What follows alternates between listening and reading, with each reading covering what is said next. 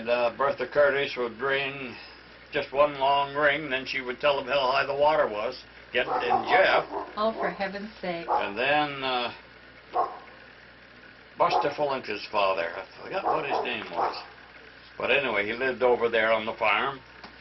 And ever so often he would ring. The water would come up an inch or half an inch or 3/4, but every, I can't tell, 15 or every half hour he would do that. To let you know what... Yeah. You know. Everybody would listen at the same time. Isn't that something? Yeah. Entirely different, isn't it? When you were growing up, you didn't have electricity in the house. You had lamps, probably. We had kerosene lamps. Okay.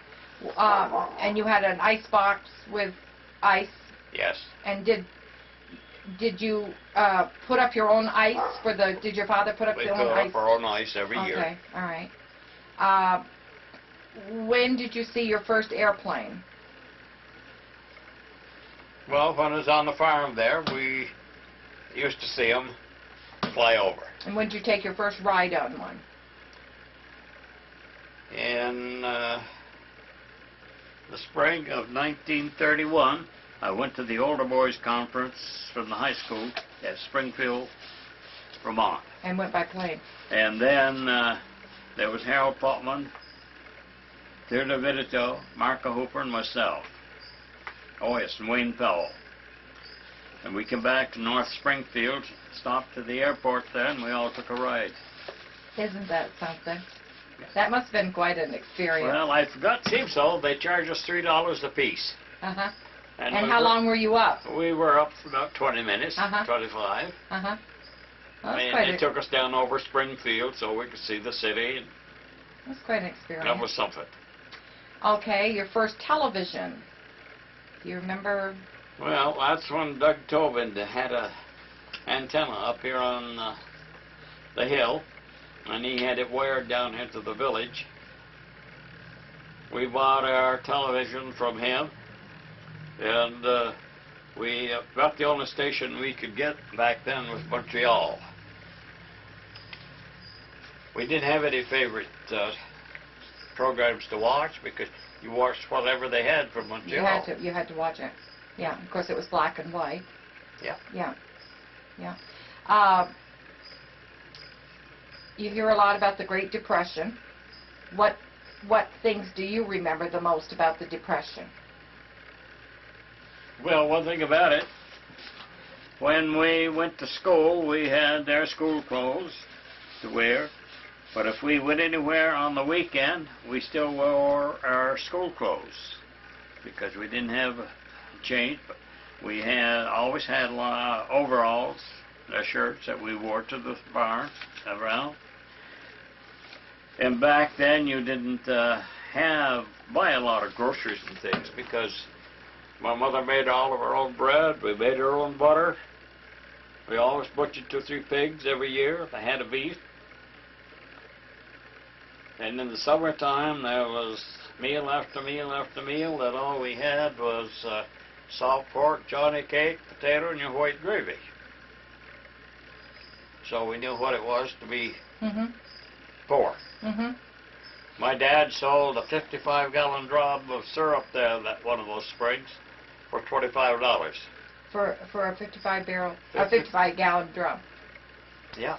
Do you think sometimes, though, that at the time, you had plenty of, you had good food and clothes and everything? I don't think sometimes that people realized that they were poor. I mean, you felt rich. I mean, you had food and clothes and so forth. I think poor back then is entirely different than poor today. Yes, it was altogether different. Because you don't have homeless people. You didn't have homeless people or people that were starving and so forth. No. It's entirely different. I've often thought that, I didn't realize that we didn't have a lot because it didn't seem as if at the time but what we did. Well, Clarence Conant, of course, his mother lived there up over the post office, and she had those 3 boys. There was Clarence, Bobby, and Mariel Conant. They had an older brother, but Harold, but he wasn't here. But Clarence used to come up to the farm and stay with us most of the time. He says, I get more to eat up here. Mhm. Got where we like salt pork, so did he. Mhm. Mhm. Yeah. We were talking this morning about prohibition and everything, and we're talking about a speakeasy. And you said you didn't think that there was a speakeasy as per se in Cambridge. During the prohibition, were there places where you could go and get drink, you know, illegally or Illegally, what? you could go You and could. buy it. Canadian whiskey from different people that was, they called them rum runners. Uh-huh. And you got a half pint. I forgot what it cost. Seems so half a pint was $1. Mhm. But there were no. Now, were there people, authorities that tried to catch people that were selling it? Oh yes, they were trying all the time, and they were catching people. Sometimes they were successful. And most of the people that was rum runners, about all of them had Cadillacs, because they were the fastest car on the road back in those days. Okay. You were 17 when the stock market crash of '29 came. Do you remember anything about that at all? No, Not really. no. It really hadn't really probably affected you, I mean, as far as... No. No. Do you remember the first washing machine that you saw outside of the old Ringer type? Well, no, I remember when my folks bought the first washing machine. It was, I forgot what it was, Maytag. And they had a gasoline motor on it. And I always had to help my mother get that started and get the clothes going, help plug them out and put them on the line. Mm-hmm. And then after they had a Delco system, they had a Delco motor put onto it. But I walked to home when they had Delco lights. Must have been quite a job for her doing the laundry for you know, all the beds and everything, you know, when she had the boarding house. Well, up at the boarding house, they didn't have a washing machine. I know that. They put them on, and they had this big wash boiler. Set it on the stove and put the clothes in. There's the stick right up back there that she used to use to. Oh, to. Okay. Use to stir them up Uh-huh. and take them out. Huh. I know you've been a member of the Warner Lodge a very long time. Tell me how old you were when you became a Mason and what it's meant to you. I was 21 years old. That's what you had to be in order to join the Masons back then. And this has been one of the greatest things that ever happened to me by joining the Masons, because I got acquainted with so many people all over the state of Vermont and some outside of the state. And then I joined the Shrine, joined the Scottish Rite. I've been a member of that for 44 years. I belonged to the Masons 68 years. Then I joined the Shrine, and you meet all these nice people, no matter what they were, doctors, lawyers, whatever you want to call them, they were all on the same level. Mm-hmm. Then I had one of those little automobiles. I went around to all the parades there for the Shriners. Had a time of my life doing that.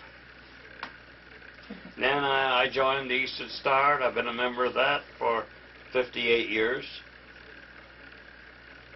And then, you see, during that, you meet a lot of people in the Stars that you don't meet that are Masons. Mm-hmm. Mm-hmm. So it's been quite an experience for you. Yeah, it is. It's the best thing that ever happened. Mm-hmm. And it's too bad that more young people today don't join. Mm-hmm.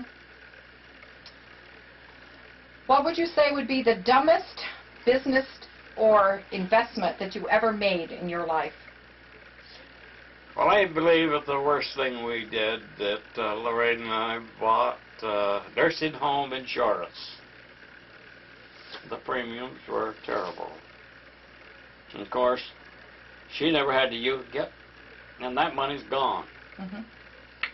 But I've still got carrying mine. Mm-hmm. just in case. Now, if anything happens to me and I don't go to the nursing home, it's gone. It's gone. The money that you paid in is And that's gone. the dumbest thing we ever did, and we realized it just a few years ago. Where would your favorite spot in the world to visit be if you had the chance? If you could go anywhere in the world? Well, I might go back to Switzerland. Okay. We loved it over there. Would you consider that one of your favorite vacations that you went on? Yes. Yeah. You have all the slides and Yes. and everything. Yeah. How long have you lived in this house? This last May, I started my 59th year. Okay. Maybe I should stay here till next May and call it 60 years in the same house.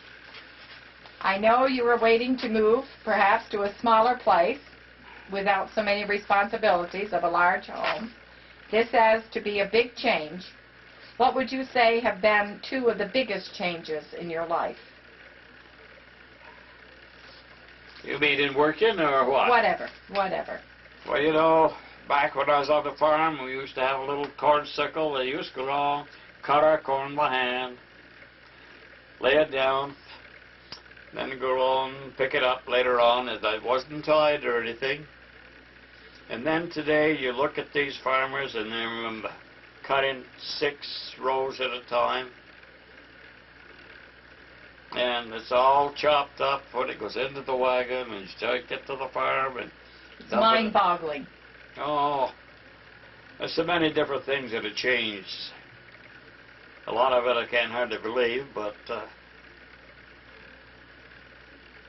What back in the olden days, if you had anybody that had a farm that was 50, 60 cows, that was a big farm.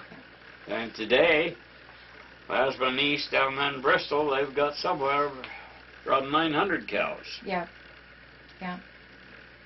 You wonder if this is, I mean, this is progress, but you wonder if this is good progress or what. I don't know.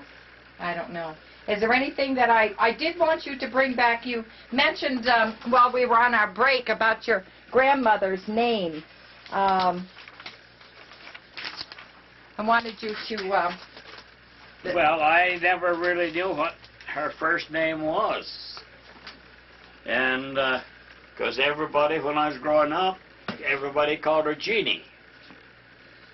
So that's what I thought her name was until years later. And this was which one? This was My grandmother Thomas. Okay.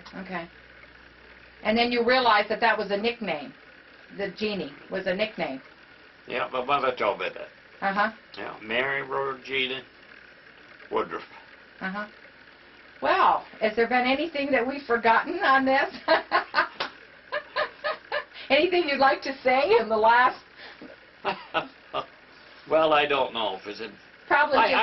Don't you think that you had enough from it? Yeah, I think you've done a wonderful job. Unless you can. The only thing is, I want to hear this. You will. Believe me, you will. When? As soon as I get it onto the, you can hear it any time. We can see how it turns out. Wouldn't it be terrible if the thing didn't turn out and we had to do it over? Yes, it would be. I'm glad I'm the first guinea pig for this. Well, Wait. I thank you very much. Let me shut this off here.